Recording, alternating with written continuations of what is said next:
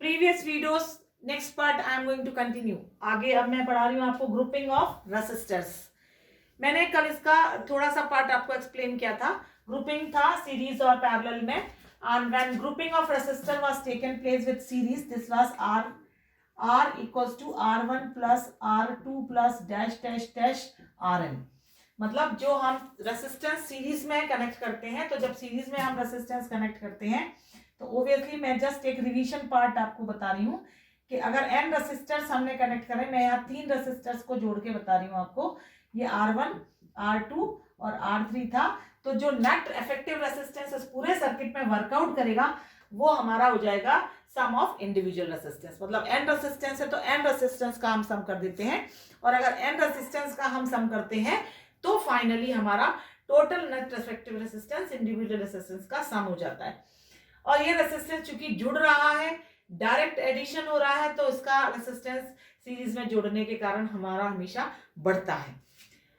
अभी आपको इसमें मैंने आई करंट पास किया था और इसमें मैंने वी वोल्टेज दिया था। मैंने आपको बताया पिछले वीडियो में कि R1 पर हमारा V1 पोटेंशियल आ जाएगा, R2 पर हमारा V2 आ जाएगा और R3 पर हमारा V3 आ जाएगा।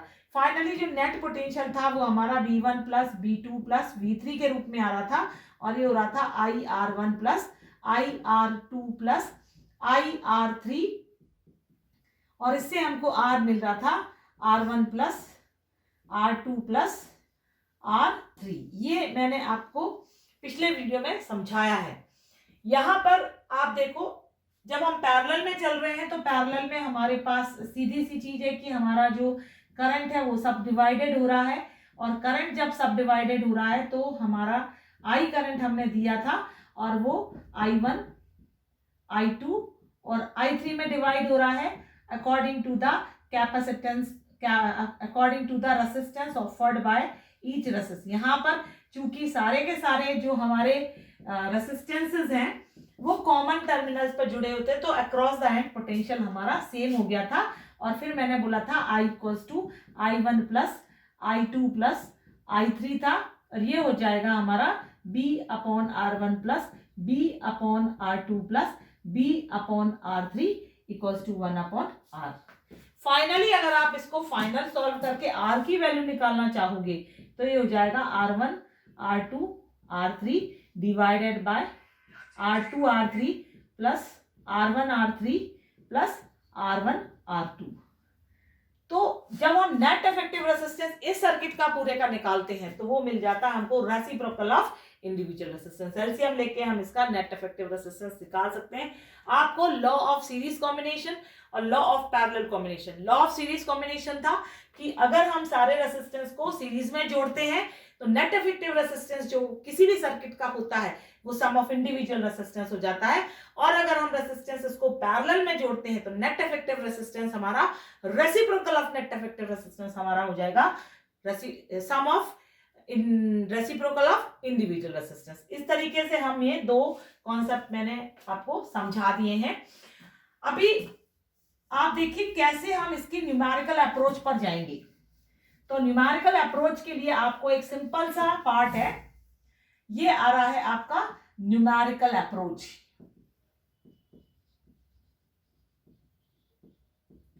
जब हम न्यूमेरिकल अप्रोच पर पहुंच रहे हैं तो न्यूमेरिकल अप्रोच के समय हमने यहां पर दे दिया R1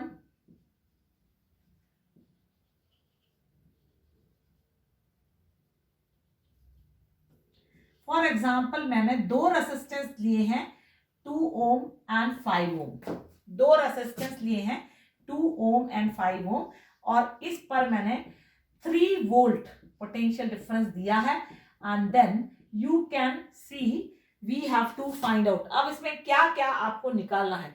ये हमारा एक सर्किट था जिसमें मैंने दो रेसिस्टेंसेस को सीरीज में कनेक्ट किया था और 3 वोल्ट मैंने उस पोटेंशियल डिफरेंस इन दोनों सीरीज कॉम्बिनेशन ऑफ रेसिस्टेंस पर डाला है, और सर्किट मेरा कंप्लीट है। करंट का डायरेक्शन पॉजिटिव टू नेगेटिव जा रहा है, ये पॉजिटिव टर्मिनल है और ये नेगेटिव टर्मिनल है। इस तरीके से आप सर्किट बनाना भी सीख जाएंगे। तो अब मुझे इस क्वेश्चन के लिए निकालना है, एक तो आपको क्या क्या निकालना है वो दे दिए, net effective resistance of circuit. मतलब इस सर्किट में टोटल रेजिस्टेंस अब कितना हो रहा है, plus net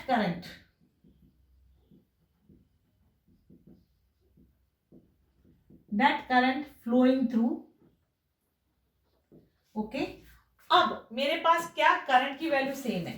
okay, net resistance हो गया, लेकिन मुझे यहां पर V1 और V2 निकालना पड़ेगा। That means net potential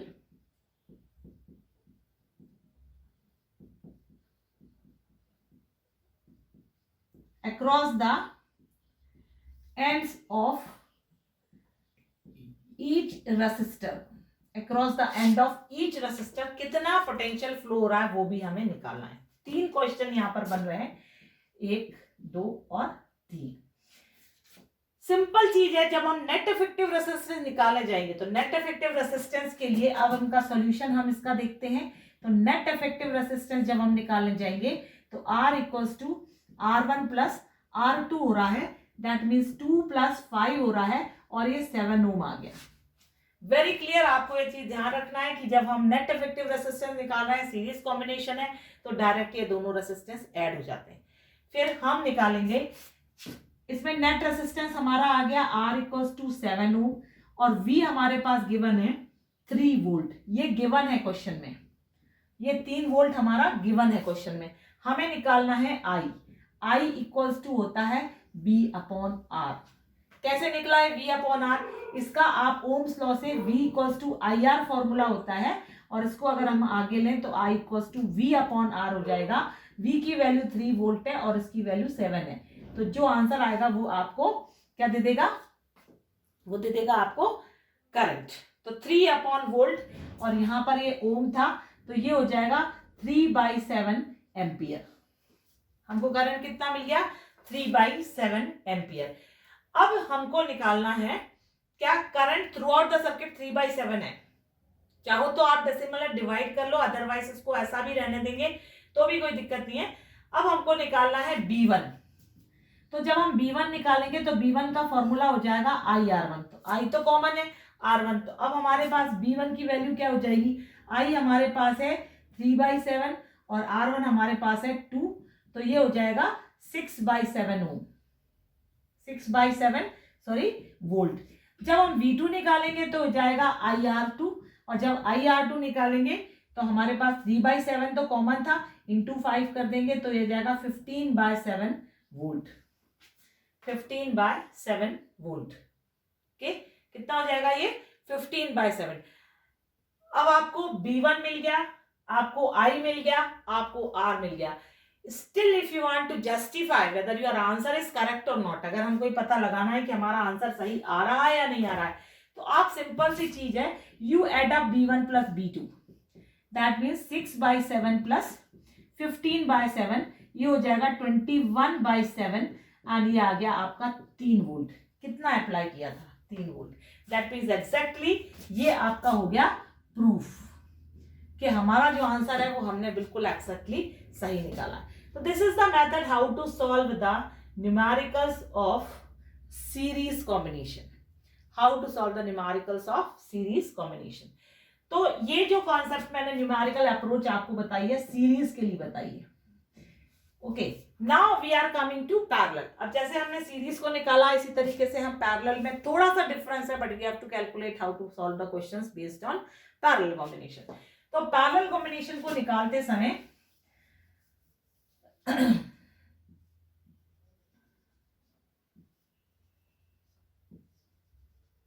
suppose हमने 3, 4, 3, 6 एंड 9 तीन रेसिस्टेंस हमने यहाँ पर ओम हमने कनेक्ट करे हैं पैरेलल में, और हमने यहाँ पर 3 वोल्ट का बैटरी वोल्टेज अप्लाई किया इसको। और अब हमें यही क्वेश्चन फिर से निकालना है, नेट इफेक्टिव रेसिस्टेंस। ये कॉम्बिनेशन अब हमारा पैरेलल हो गया है, हमको निकालना नेट इफेक्टिव रेसिस्टेंस, और नेट इफेक्टिव रेसिस्टेंस के बाद हमको निकालना है नेट करंट। ये तो हर क्वेश्चन का पार्ट है, नेट करंट, ठीक है, नेट करंट। और उसके बाद थर्ड पोटेंशियल आएगा net current in each branch. Okay, इसमें कितनी ब्रांच है? 3 ब्रांच है, 1 2 3। Net current in each branch that is I1 I2 and I3, ये हमें अब निकालना है। ठीक है, तो पैरेलल कॉम्बिनेशन है, तो सबसे पहले हम निकालेंगे नेट इफेक्टिव रेजिस्टेंस, ये आपका सॉल्यूशन, और हम निकालेंगे सबसे पहले नेट इफेक्टिव रेजिस्टेंस। तो जब नेट इफेक्टिव रेजिस्टेंस हम निकाल रहे हैं तो फॉर्मूला हमारा है 1/R equals to 1/R1 plus 1/R2 plus 1/R3। तो जब हम नेट इफेक्टिव रेजिस्टेंस इसका निकाल रहे हैं तो हम इसको पहले पूरा सॉल्व कर लें, हम इसको पहले पूरा सॉल्व कर लें, सिंप्लीफाइड फॉर्म में फॉर्मूला ले आए और उसके बाद वैल्यू रखेंगे तो हमारे लिए इजी हो जाएगा। जैसे हम R निकाल रहे हैं तो हमारे पास हो जाएगा R1 R2 R3 divided by R2 R3 plus R1 R3 plus R1 R2। कैसे आ रहा है? ये तीनों का तो एलसीएम आ गया, इसके साथ R2 R3 आएगा, इसके साथ R1 R3 आएगा, इसके साथ R2 R1 आएगा, और फिर हम इसका रेसिप्रोकल लेंगे क्योंकि हमें R चाहिए और ये वैल्यू हमारी 1/R की आ रही थी, तो हम इसको निकालेंगे और इसमें आप वैल्यू सब्स्टिट्यूट करेंगे। तो हम फर्दर इस टर्म को यहां बढ़ा देते हैं, तो R बराबर हमारा R1 हमारा 3 into 6 into 9 divided bye 3 into 6 into 9 divided bye R2 I3 6 into 9 plus दूसरा है R1 R3 3 into 9 plus 3 into 6। तो अब आपके पास आ रहा है 3 into 6 into 9 divided by 9 6 it will be 54, 9 3 it will be 27 and plus of 18। तो finally आप देखिए 3 इंटू 6 इंटू 9 डिवाइडेड बाय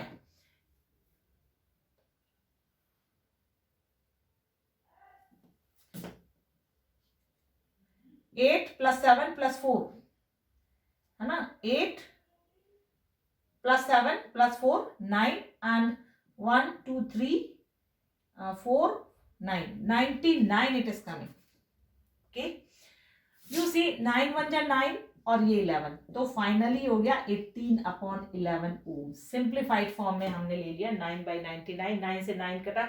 आप कोशिश करिए कि जितना, अब जरूरी नहीं है हम इसको सॉल्व आउट करें, इसको हम ऐसा भी रखेंगे तो भी कोई दिक्कत नहीं है। Now we have to find out net current. तो हम नेट करंट निकालना है, तो नेट करंट का सिंपल फॉर्मूला हमारे पास जो आ रहा है वो आ रहा है आपका I इक्वल्स टू B/R। तो B कितना था हमारा 3 और ये हो गया 18/11, 18/11, 3 into 11/18 it will come, and 3 9 are 8, 3 6 are 18, so you will get here 11/6 ampere। 3/18, 11 ऊपर चला जाएगा, 18 से 6, 11/6 ampere it will come। In the same way now you have to find out I1।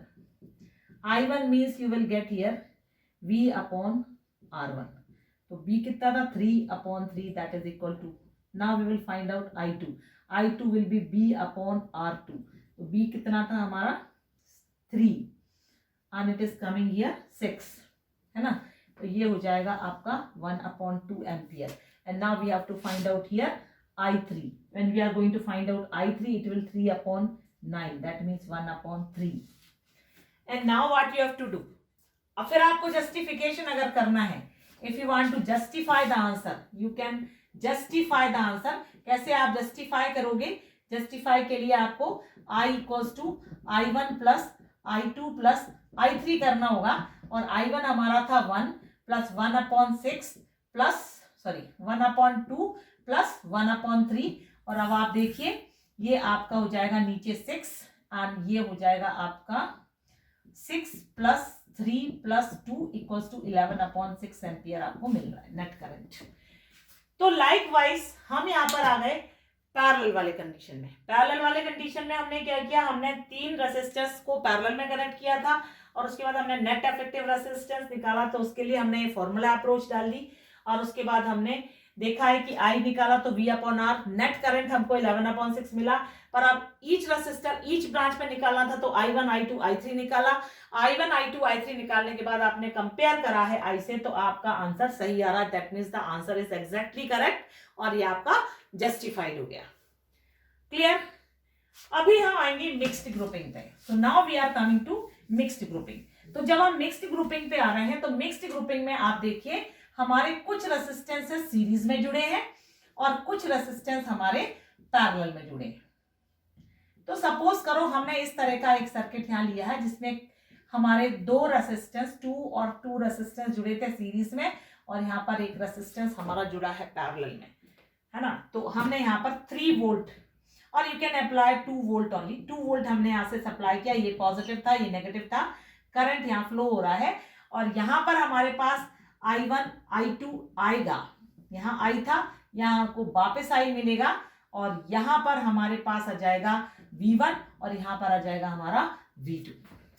तो ये चीज अब आपको याद रखना है कि यहाँ पर हमने I करंट दिया था, तो यहाँ वो 2 ब्रांच में डिवाइड होगा, पर जब सिंगल आएगा तो वापस I हो जाएगा। सीरीज में करंट थ्रू आउट सेम रहता है और पोटेंशियल अक्रॉस द एंड्स वैसे थ्रू आउट V सेम रहेगा, लेकिन यहाँ पर वो V1 V2 में डिवाइड हो जाएगा, क्योंकि ये पार्ट सेक्शन A और सेक्शन B ये सीरीज में है और C और D ये पैरेलल में। तो अब हम क्या इसको मार्क करेंगे ताकि क्वेश्चन को सॉल्व करना हमारे लिए आसान हो जाए। A B और C, A B और C। अभी आपको क्या निकालना है? अभी आप शुरू हो जाओ, आपको net effective resistance,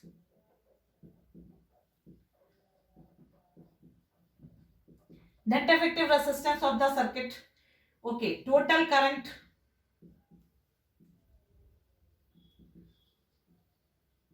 flowing, total potential difference 2 volt है, potential difference across ends of each resistor and current in each branch। तो हमारे क्वेश्चंस कितने हो गए? 1 2 C and D। Like this there are 4 questions we have to solve. अब जब ये 4 questions हमको सॉल्व करना है, तो स्टार्ट करेंगे हम सबसे पहले।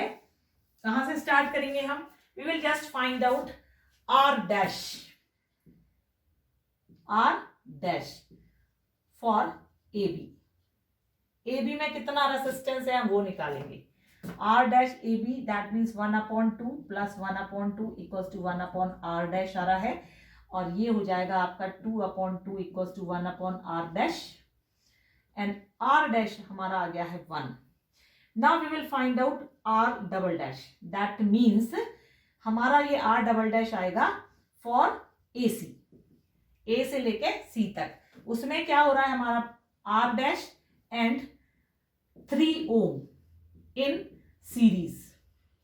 तो अब हमारा R डबल डैश जो आएगा वो आएगा 1 + 3 = 4 ओम।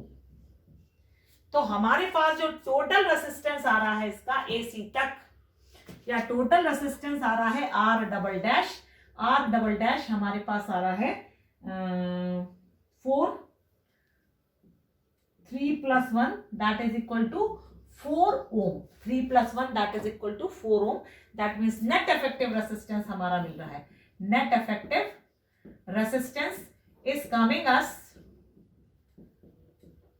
4 ohm। ये net effective resistance मतलब इसका 1 आ गया और इसका 3 था। पहले हमने इसका निकाला सेपरेटली, तो वो 1 आया है R डैश के रूप में, और फिर R डबल डैश में AC के अक्रॉस ले लिया, तो इसका 1 और इसका 3, क्योंकि अब ये सीरीज में आ गए तो इसका 4 ओम रेसिस्टेंस हो रहा है। नाउ नेट करंट आ रहा है आपका, नेट करंट आ रहा है आपका I = B/R होता है, तो ये हो जाएगा 2/4। That means it is coming 0.5 ampere. 1/2 या 0.5 एम्पियर, आपका जो भी चाहो, आप चाहो तो इसको 1/2 भी लिख सकते हैं। यहाँ पर 1/2 एम्पियर हम इसको लिख सकते हैं I की value. Now you see we have to find out I1 and I2। Okay, तो जब हम I1 और I2 निकालने के पहले हमें B1 B2 निकालना पड़ेगा। तो now we are coming to B1 and B2। तो जब हम B1 निकाल रहे हैं, B1 निकाल रहे हैं हमारे पास IR1 हो जाएगा, और जब B2 निकाल रहे हैं हमारे पास IR2 हो जाएगा। B1 and B2 we have to find out.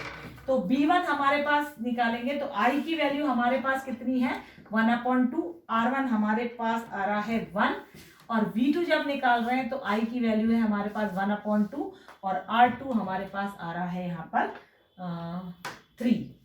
Okay, तो अब जब हम इसको सॉल्व करेंगे तो हमारे पास B1 बराबर हो जाएगा 1/2 वोल्ट, और V2 बराबर हो जाएगा 3/2 वोल्ट। 3/2 वोल्ट। वैसे भी आप पूरा दोबारा से प्लस कर रहे हो B1 B2 तो वापस से आपको 2 वोल्ट मिल जाएगा। फिर अब हमको निकालना है I1 एंड I2। तो I1 और I2 निकालना है, तो I1 निकालते समय हमारे पास हो जाएगा B1/R1, मतलब 1/2 डिवाइडेड बाय 2, तो ये हो जाएगा फिर से 1। और जब हम I2 निकाल रहे हैं तो हमारे पास हो जाएगा B1/R2,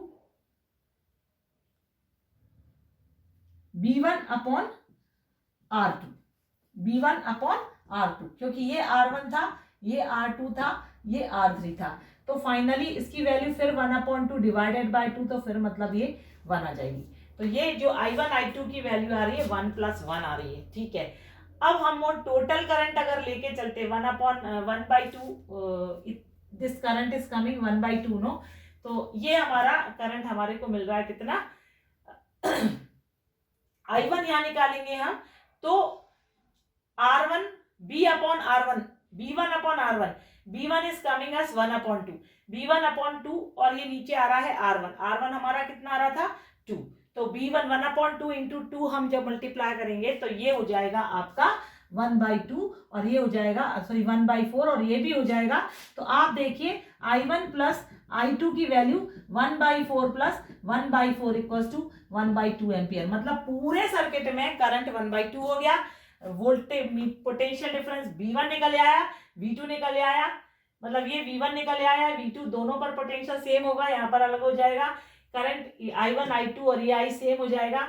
net effective resistance, total current, potential difference, current in each branch, और मैंने जस्टिफाई भी कर दिया है। ये आंसर आपका जस्टिफाइड है कि I1 I2 जो टोटल करंट है वापस यहाँ पर 1/2 एम्पियर में कन्वर्ट हो रहा है, क्योंकि R3 पर 1/2 ही हो जाएगा, क्योंकि R3 कनेक्टेड है सीरीज में।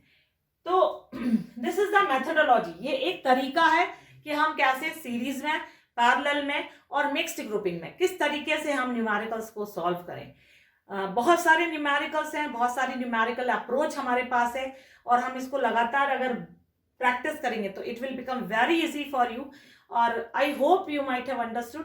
थोड़ा सा आपको बेसिक फिजिक्स का मालूम होना चाहिए। न्यूमेरिकल तो बहुत आसान है, लेकिन जब आपको ये चीज नहीं मालूम है कि कौन सा सीरीज में कौन सा पैरेलल है, कहाँ पोटेंशियल कांस्टेंट है, कहाँ करंट कांस्टेंट है, अगर आपको इसकी बेसिक थ्योरी नहीं मालूम है तो आप इसके न्यूमेरिकल नहीं कर पाएंगे। तो मेरा पिछला वीडियो भी आप अगर देखेंगे तो इससे आपको बहुत सारी चीजें मिल जाएंगी। जो मैं अगला वीडियो आपको दे रही हूँ वो हीटिंग इफेक्ट्स ऑफ करंट पे आएगा, उसमें भी हमारी जो डे टू डे एप्लीकेशन है वो सारी आपको समझ में आएंगी कि हीटिंग इफेक्ट पर हमारी जिंदगी में जो हम इलेक्ट्रिसिटी का यूज कर रहे थे, और उसमें हम कह रहे थे कि हमारी इलेक्ट्रिकल एनर्जी वेस्ट हो रही है, एक्चुअली कहीं ये वेस्टेज हमारे लिए यूजफुल भी है। Okay, thank you.